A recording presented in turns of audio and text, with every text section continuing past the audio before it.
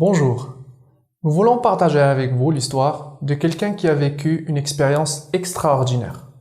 Nous allons remonter le temps et vous emmener dans le passé afin que vous puissiez comprendre ce qui s'est passé. Commençons. Il y avait une fois un adolescent du nom de Light qui vivait paisiblement à Tokyo.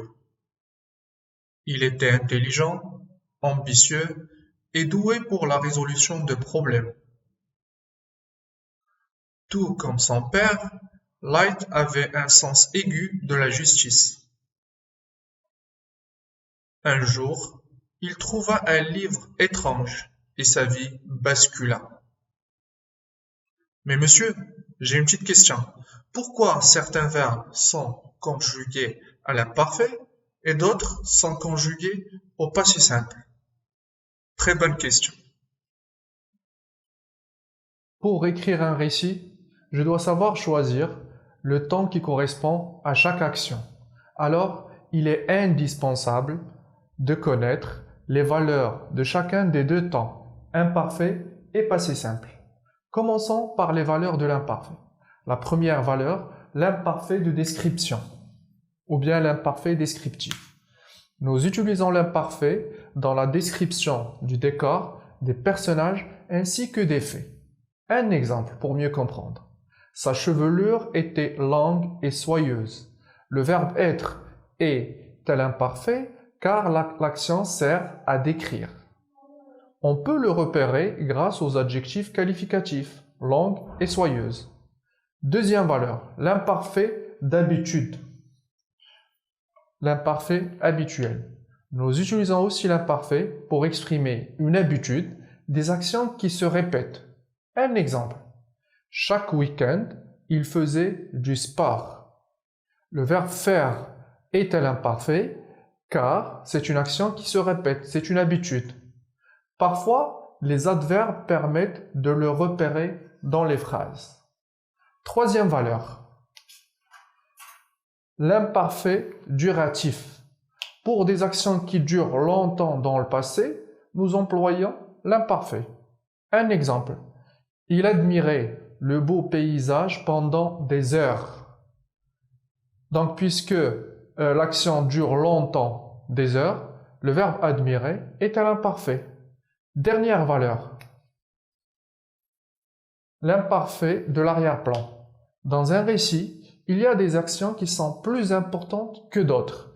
Les actions d'arrière-plan, qui sont des actions moins importantes, sont exprimées à l'imparfait. Un exemple. Sarah dormait profondément. Soudain, un bruit la réveilla.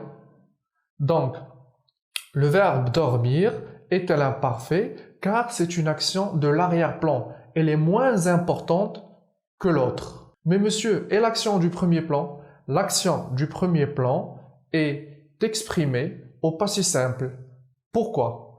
Pourquoi au passé simple? Parce que c'est une action qui est plus importante que l'autre. Pour les actions qui font avancer l'histoire, qui sont nécessaires et indispensables dans le récit, on emploie le passé simple. Un exemple. Je nageais tranquillement, soudain, un requin surgit. Donc, le verbe surgir est au passé simple puisque c'est une action de premier plan. Ça, c'était la première valeur.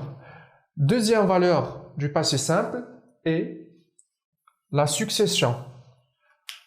Le passé simple marque une succession de faits. On parle d'événements successifs.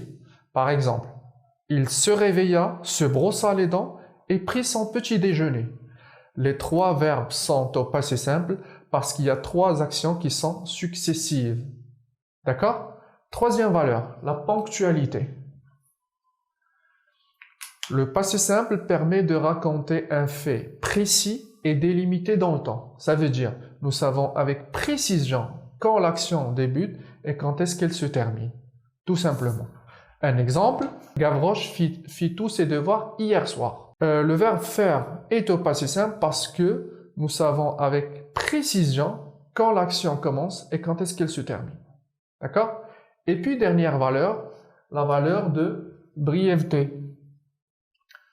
Nous utilisons le passé simple aussi pour des actions brèves qui durent peu de temps dans le passé. Un exemple, il prit le bus de 7 heures. Donc l'action de prendre le bus ne dure pas longtemps. Ça dure peu de temps. Le verbe prendre est au passé simple. Résumons tout ce qu'on a vu aujourd'hui. L'imparfait permet d'exprimer des actions qui décrivent, qui durent longtemps, qui se répètent, des actions habituelles ou bien des actions d'arrière-plan.